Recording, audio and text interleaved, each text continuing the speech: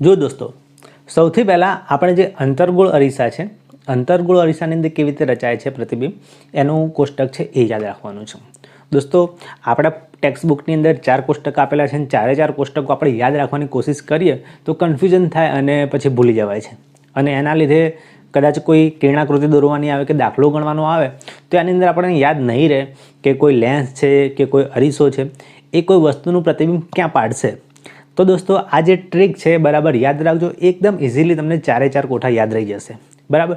જુઓ, અત્યારે આપણે અંતર્ગોળ જે અરીસો છે એ અંતર્ગોળ અરીસા દ્વારા જે રચાતા પ્રતિબિંબ છે એનું કોષ્ટક યાદ રાખવાનું છે. તો દોસ્તો, આ છે અંતર્ગોળ અરીસા માટેનું કોષ્ટક. બરાબર. તમે જુઓ, હવે આ કોષ્ટકને યાદ કેવી રીતે રાખવાનું છે અને આના ઉપરથી બીજા 3 જે કોષ્ટક છે એ કેવી રીતે યાદ રાખવાના છે એ હું તમને સમજાવવાનો છું. તો જુઓ, પહેલાં કે જે અંતર્ગોળ અરીસો છે એના માટે આપણે કિરણાકૃતિ કેવી રીતે દોરીએ છીએ. પહેલી એક નોર્મલ સામાન્ય. તો તમે જુઓ, આ નીચે આપણે અંતર્ગોળ અરીસાની એક કિરણાકૃતિ દોરીએ છીએ. જો એમાં અંતર્ગોળ અરીસો છે. બરાબર. હવે આપણે વધુમાં વધુ શું યાદ રાખવાનું છે, તો અહીંયા જે મુખ્ય કેન્દ્ર આવે છે એ, પછી એનું જે વક્રતા કેન્દ્ર હોય છે સી, એ. એટલે આપણે અંતર્ગોળ અરીસાની અંદર 2 જ વસ્તુ યાદ રાખીએ છીએ કે મુખ્ય કેન્દ્ર એફ ક્યાં છે અને વક્રતા કેન્દ્ર સી ક્યાં છે. બરાબર દોસ્તો, એનાથી વધારે આપણે કંઈ યાદ રાખવાનું નથી. અને એક ત્રીજી વસ્તુ આવે છે એ છે આપણે જે અરીસાનું ધ્રુવ પી લઈએ છીએ એ, પણ તો છેલ્લે એની જરૂર પડશે. હવે આ કિરણાકૃતિના આધારે આપણે કોષ્ટકને કેવી રીતે યાદ રાખીએ છીએ એ તમે જુઓ, અને આના પછી 3 કોષ્ટક કેવી રીતે યાદ રાખીશું એ પણ તમે જુઓ. તો જુઓ દોસ્તો, સૌથી પહેલાં આપણે કોઈ વસ્તુને અનંત અંતરે રાખતા હતા. તમને એ વિડીયો તો યાદ જ હશે, ન યાદ હોય તો આઈ બટન ઉપર ક્લિક કરીને તમે જોઈ લો વિડીયોને. આપણે અહીંયા વધારે એનિમેશન નથી સમજવાના, અહીંયા આપણે મેઇન કોષ્ટક કેવી રીતે યાદ રાખવાનું એ ટ્રીક સમજવાના છીએ. તો આ કિરણાકૃતિ છે, હવે કોઈ વસ્તુ અનંત અંતરે હોય તો એનું પ્રતિબિંબ ક્યાં મળે? મુખ્ય કેન્દ્ર એફ ઉપર. બરાબર. અંતર્ગોળ અરીસા માટે તો કોષ્ટકની અંદર તમે એટલું ખાલી લખી દો કે ભાઈ અંતર્ગોળ અરીસો છે અને એનું જે વસ્તુ છે, વસ્તુ અનંત અંતરે હોય. બરાબર. તો એનું પ્રતિબિંબ ક્યાં મળે? મુખ્ય કેન્દ્ર એફ ઉપર મળે. બરાબર. તો અહીંયા એવું છે. હવે આગળ જો વસ્તુને આપણે થોડીક નજીક લાવીએ છીએ. બરાબર. તમને એ વિડીયો યાદ હશે, ફરીથી હું કહું છું, એ વિડીયોને પહેલાં જોઈ લેજો કે વસ્તુને આપણે થોડીક નજીક લાવીએ છીએ. ક્યાં? સીથી દૂર થોડુંક. સી ઉપર લાવતા નથી, સીથી થોડુંક દૂર રાખીએ છીએ ત્યારે પ્રતિબિંબ ક્યાં મળે છે? તો એ તમને એફ અને સીની વચ્ચે મળશે. બરાબર. ફરીથી વસ્તુ અનંત અંતરે હતી ત્યારે પ્રતિબિંબ મળતું હતું એફ ઉપર. પછી જે વસ્તુ હોય છે એને આપણે લાવીએ છીએ સીથી દૂર ત્યારે પ્રતિબિંબ મળે છે સી અને એફની વચ્ચે. પછી આપણે વસ્તુને વધારે નજીક લાવીએ છીએ સી ઉપર ત્યારે પ્રતિબિંબ ક્યાં મળે છે? તો સી ઉપર જ મળે છે. બરાબર. અને પછી સીથી થોડીક વધારે નજીક લઈએ જઈએ છીએ સી અને એફની વચ્ચે ત્યારે પ્રતિબિંબ મળે છે પાછળની તરફ આ બાજુ, એટલે સીથી દૂર થતું જાય છે. બરાબર. અને પછી જે વસ્તુ છે એને એકદમ નજીક લઈ જઈએ છીએ એફ ઉપર ત્યારે પ્રતિબિંબ છે અનંત અંતરે જતું રહે છે. અને પછી વસ્તુને એકદમ નજીક પી અને એફની વચ્ચે રાખીએ ત્યારે જે પ્રતિબિંબ છે એ અરીસાની પાછળ મળે છે. બરાબર. તો દોસ્તો, આ યાદ કેવી રીતે રાખવાનું છે? તો અહીંયા 6 મુદ્દા આપણે યાદ રાખવાના છે. તો તમારે આ યાદ રાખવાનો. પહેલો મુદ્દો કે વસ્તુ ક્યાં છે? અનંત અંતરે. ઓકે. પહેલું અનંત અંતરે યાદ રાખવાનું છે. પછી બીજું કે વસ્તુને થોડીક નજીક લાવીએ છીએ. ક્યાં?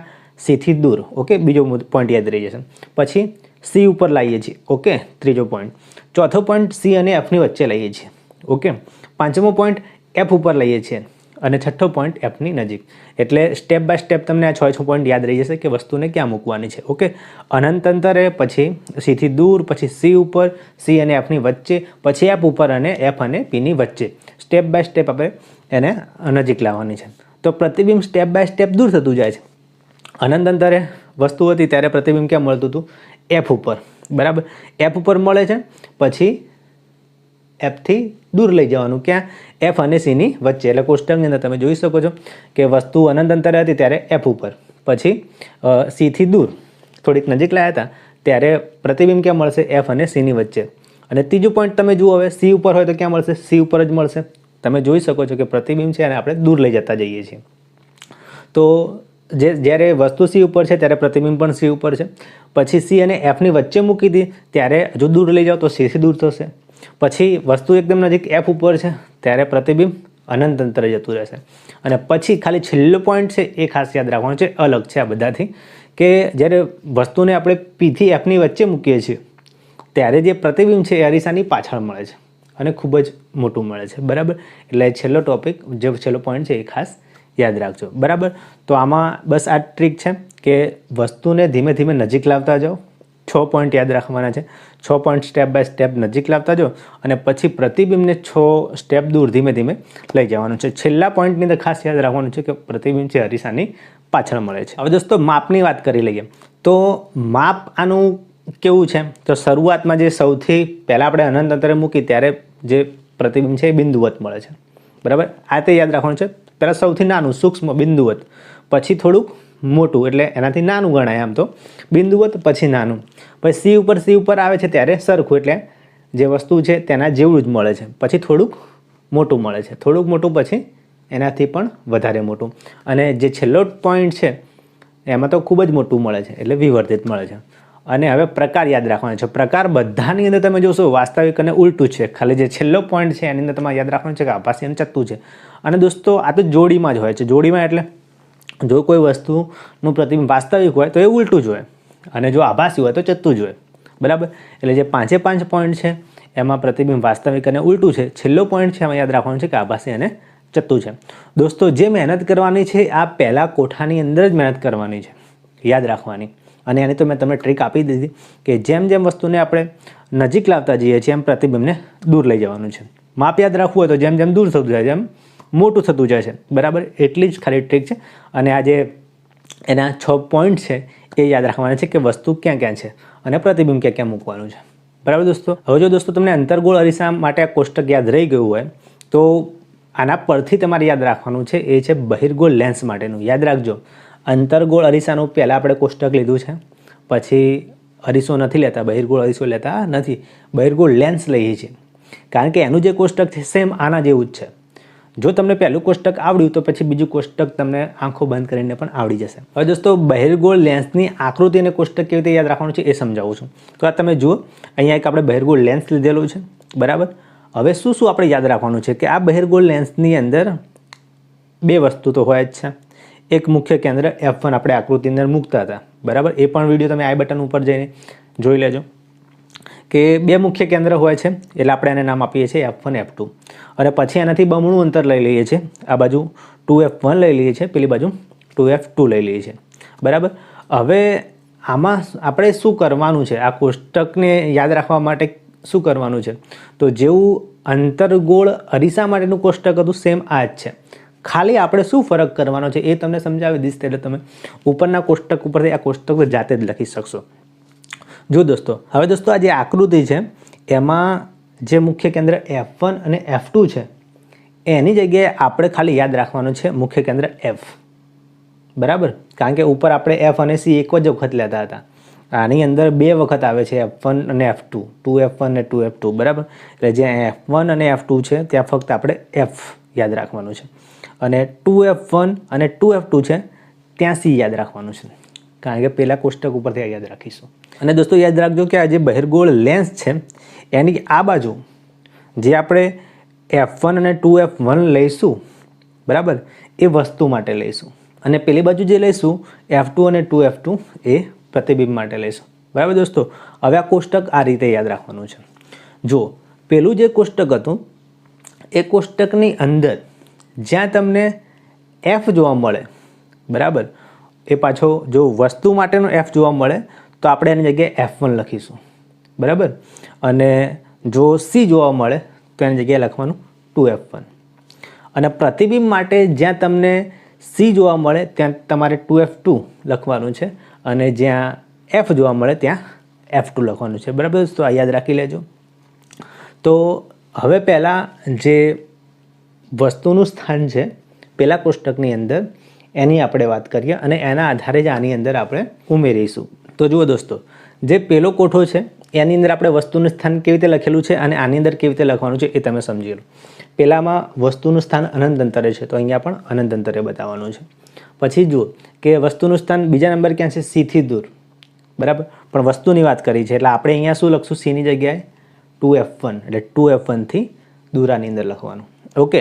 હવે જુઓ પહેલામાં શું હતું કે ત્રીજા નંબર C પર વસ્તુનું સ્થાન છે, તો અહીંયા C કયો છે, તમે જોશો 2F1 તો આવશે 2F1 પર, ઓકે. પછી ત્યાં જુઓ કે સી અને એફની વચ્ચે છે, તો આપણે અહીંયા શું લખશું?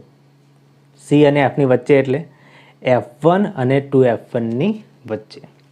પછી પેલામાં તમે જુઓ તો એમાં એફ ઉપર છે, તો અહીંયા વસ્તુ ક્યાં હશે? એફ ઉપર એટલે F1 ઉપર હશે, બરાબર. પછી ત્યાં જુઓ કે પી અને એફની વચ્ચે છે વસ્તુ. હવે જે બહિર્ગોળ લેન્સ છે એમાં તો ધ્રુવ પી આવે નહીં. અહીંયા જે વચ્ચેલું કેન્દ્ર છે ને આપણે પ્રકાશીય કેન્દ્ર O કહીએ છીએ, એટલે થોડું બદલાય છે નામ, કે F1 અને Oની વચ્ચે, બરાબર. તો ત્યાં જે વસ્તુ હતી એ વસ્તુનું સ્થાન તમે જોઈ લો, અને એ જ રીતે આની અંદર છે, બરાબર. એટલે પેલું તમને યાદ રહેશે તો આ પણ તમને ઇઝીલી યાદ રહી જશે. હવે એમાં તમે પ્રતિબિંબનું સ્થાન જુઓ. પ્રતિબિંબ ક્યાં મળે છે? તો અહીંયા પ્રતિબિંબ પેલી બાજુ મળે છે, એટલે આપણે જ્યાં F છે ત્યાં F2 લખશું અને જ્યાં C છે ત્યાં 2F2 લખશું. તો દોસ્તો કોઠો આ રીતે બનશે.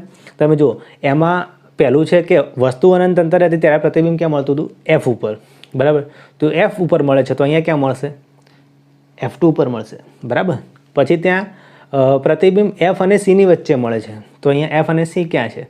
તો F2 અને 2F2ની વચ્ચે. પછી ત્યાં પ્રતિબિંબ C ઉપર મળતું હતું, તો અહીંયા C એટલે 2F2, તો 2F2ની ઉપર મળશે. ત્યાં પ્રતિબિંબ C થી દૂર મળતું હતું, તો અહીંયા C થી દૂર એટલે 2F2થી દૂર મળશે, બરાબર. ત્યાં પ્રતિબિંબ પછી અનંત અંતરે મળતું હતું, તો અહીંયા પણ અનંત અંતરે મળશે. અને છેલ્લું પેલામાં અરીસાની પાછળ મળતું હતું, તો અહીં તો લેન્સ છે, તો લેન્સની પાછળ નહીં આવે, અહીંયા લેન્સની આ બાજુ મળશે. એટલે વસ્તુ જે બાજુ છે એ જ બાજુ જ પ્રતિબિંબ મળશે. તો દોસ્તો જે પ્રમાણે પેલું કોષ્ટક છે એ પ્રમાણે જ આ કોષ્ટક છે. એટલે જો તમે અંતર્ગોળ અરીસાનું કોષ્ટક યાદ રાખશો તો બહિર્ગોળ લેન્સનું કોષ્ટક સેમ જ છે, બરાબર. ખાલી જે જગ્યાએ C છે, બરાબર, એ જગ્યાએ તમારે 2F1 અથવા 2F2 લખવાનું આવે એ વસ્તુ અને પ્રતિબિંબના આધારે. અને જે જગ્યાએ F હતું ત્યાં આપણે અહીંયા લખવાનું આવે F1 અથવા F2, બરાબર. તો તમારે ખાલી એટલું યાદ રાખવાનું છે કે જ્યાં વસ્તુ છે, વસ્તુ માટે C અને F વપરાયો છે આ પેલા કોષ્ટકની અંદર, તો આપણે આ કોષ્ટકની અંદર એ C અને F કાઢી દેવાનો છે અને એની જગ્યાએ F1 અને 2F1 લખવાનો છે. અને પેલા કોષ્ટકમાં પ્રતિબિંબ માટે જ્યાં C અને F શબ્દ વપરાયો છે, તો એ આપણા આ કોષ્ટકની અંદર ત્યાં C અને F કાઢીને F2 અને 2F2 લખવાનું છે. બીજું કંઈ જ યાદ રાખવાનું નથી, સેમ કોષ્ટક છે. તમે કહેશો પછી માપ પણ દોસ્તો સેમ જ છે. પહેલાંની અંદર તમે જુઓ કે સૌથી પહેલાં બિંદુવત હતું, પછી નાનું, પછી એના જેવડું જ, પછી મોટું, પછી ખૂબ મોટું, પછી વિવર્ધિત ટાઈપનું.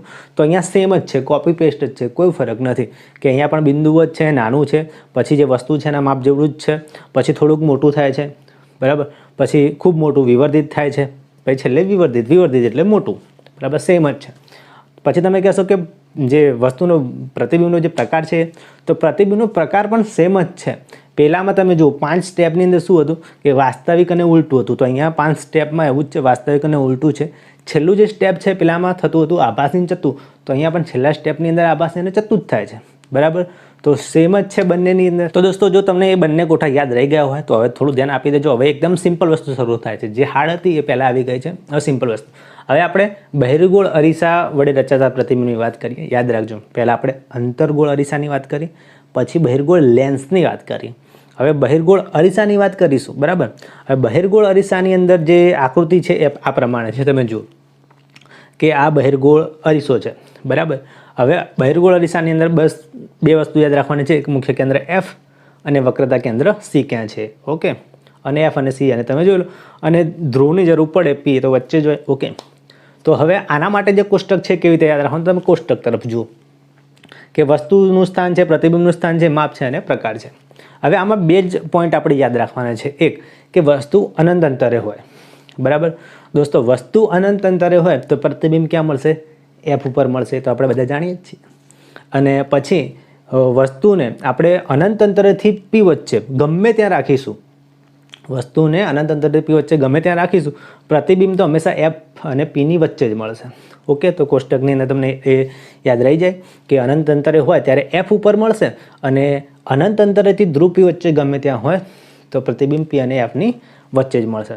માપ કેટલું છે? તો બંનેની અંદર પહેલામાં બિંદુવત એટલે એકદમ સૂક્ષ્મ, પછી નાનું, બરાબર. અને પ્રકાર છે આભાસી અને ચત્તુ, ઓકે. તો એના ઉપરથી દોસ્તો હવે આપણે યાદ રાખીશું અંતર્ગોળ લેન્સ માટે. તો અંતર્ગોળ લેન્સની કિરણ આકૃતિ તમે જોઈ લો.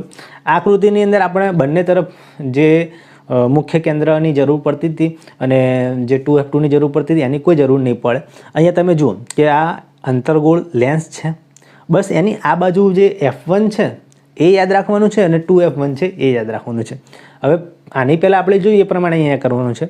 જે f1 છે એને આપણે સમજવાનું છે f અને 2f1 છે એને સમજવાનું છે c. એટલે પહેલા કોષ્ટકમાં જ્યાં તમને c દેખાય તો આપણે શું લખી દઈશું? આ કોષ્ટક બનાવવા માટે 2f1 લખી દઈશું. અને જ્યાં તમને f દેખાય પહેલા કોષ્ટકની અંદર તો અહીંયા f1 લખી દેવાનું. બરાબર દોસ્તો? તો જુઓ હવે આ જે નવું કોષ્ટક બનાવીએ છીએ એમાં કેવું છે? તો વસ્તુનું સ્થાન છે, પ્રતિબિંબનું સ્થાન, માપ અને પ્રકાર છે. તો પહેલામાં શું હતું તમે જુઓ, તો વસ્તુ અનંત અંતરે હતી તો પ્રતિબિંબ મુખ્ય કેન્દ્ર f ઉપર. તો અહીંયા પણ વસ્તુ આપણે અનંત અંતરે રાખીએ છીએ અને મુખ્ય કેન્દ્ર f ઉપર એનું પ્રતિબિંબ મળશે. પણ અહીંયા f નથી લખવાનું, આપણે શું લખવાનું છે? f1 લખવાનું છે. યાદ રહી ગયું? પછી પહેલામાં શું યાદ રાખતા હતા કે વસ્તુ જે છે એ અનંત અંતરેથી p વચ્ચે ગમે ત્યાં છે. તો હવે અંતર્ગોળ લેન્સ છે, અંતર્ગોળ લેન્સ માટે તો p આવે નહીં, o આવે ને, પ્રકાશીય કેન્દ્ર o. તો અહીંયા આપણે વસ્તુને ક્યાં મૂકશું? અનંત અંતરેથી o વચ્ચે ગમે ત્યાં. ઓકે, તો પહેલામાં પ્રતિબિંબ ક્યાં મળતું હતું? p અને f ની વચ્ચે. તો અહીંયા ક્યાં મળશે? p તો છે નહીં, અહીંયા o છે.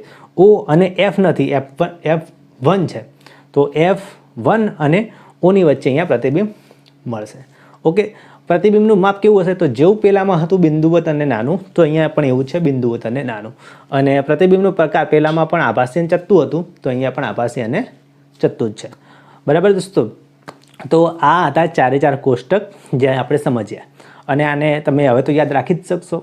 તો સ્ટેપ બાય સ્ટેપ તમારે એ 4 કોષ્ટક યાદ રાખવાના છે. બરાબર દોસ્તો? પહેલાં અંતર્ગોળ જે અરીસો હતો એના માટે આપણે યાદ રાખ્યું, પછી આપણે યાદ રાખ્યું બહિર્ગોળ લેન્સ માટે, પછી બહિર્ગોળ અરીસા માટે, પછી છેલ્લે અંતર્ગોળ લેન્સ માટે. બરાબર દોસ્તો? હવે તમારે શું કરવાનું છે? તો આ જે 4 કોષ્ટક મેં તમને સમજાવ્યા એની પ્રેક્ટિસ કરો.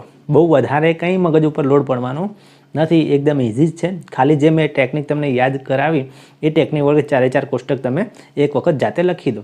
જો તમને એ ફાવી જાય, 1-2 વખત તમે પ્રેક્ટિસ કરશો તો તમને 4 કોષ્ટક આવડી જશે. અને આનો ફાયદો તમને ક્યાં થશે? તો દાખલાની અંદર થશે. અને જો કિરણાકૃતિ દોરવાની આવે તો પણ તમે ચોક્કસથી કોઈ પણ અરીસો હશે, કોઈ પણ લેન્સ હશે તો એની કિરણાકૃતિ તમે દોરી શકશો. તો દોસ્તો હવે જે દાખલા છે, દાખલા માટેના જે વિડીયોઝ છે હવે આપણે મૂકીશું ફક્ત મેમ્બર્સ માટે.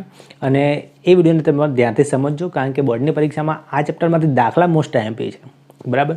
તો દાખલાને પણ તમે સમજજો અને એ દાખલાના જે વિડીયોઝ છે આપણે બોર્ડ ઉપર બનાવીશું. બરાબર દોસ્તો? તો ચાલો આ વિડીયોમાં બસ આટલું જ. મળીશું હવે નવા કોઈ વિડીયો સાથે. ત્યાં સુધી આવજો.